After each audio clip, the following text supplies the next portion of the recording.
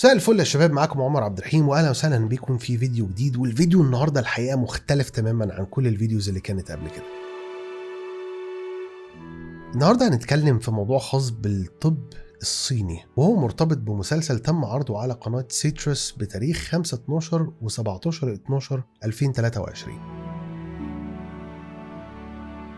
الفكرة إن الطب الشرقي أو الطب الصيني هو نظام شامل تقريبا تاريخه يرجع ل 2500 سنة فاتوا. بيؤمن إن الجسم محتاج يكون فيه توازن، وإن هو القوة الحقيقية اللي محتاجاها الحياة. واحدة من المفاهيم الأساسية هنا هي العناصر الخمسة اللي بتمثل جوانب مختلفة من الطبيعة والجسم.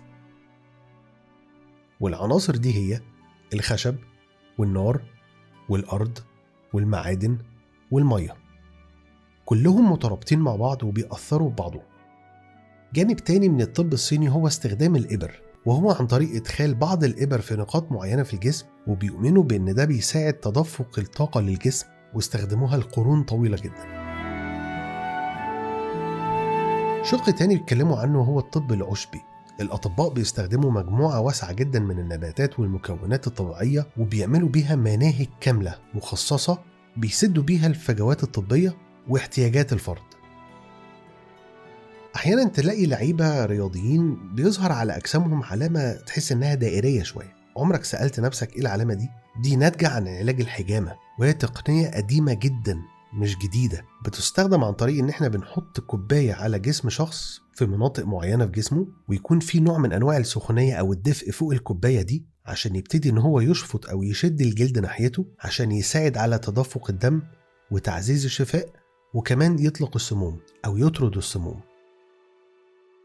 الطب الشرقي مش بس عن علاجات، ده كمان بياخدك ناحية المديتيشن أو التأمل اللي فيها نفس عميق، والتأمل لتعزيز الرفاهية العامة، وطرق تانية ومنهجيات بتاخد وقتها وبتساعد جدا في الشفاء.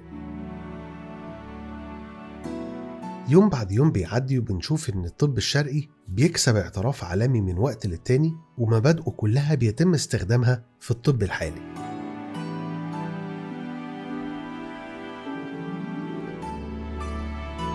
الفيديو اللي انت شايفه قدامك ده هو التريلر او الاعلان بتاع المسلسل اللي انا بتكلم عنه، المسلسل الخاص بالطب الصيني. شاركني في التعليقات وقول لي ايه رأيك في الموضوع اللي اتكلمنا فيه النهاردة، وايه رأيك في فكرة انك تتفرج على مسلسل كامل بيتكلم فقط عن الطب الشرقي.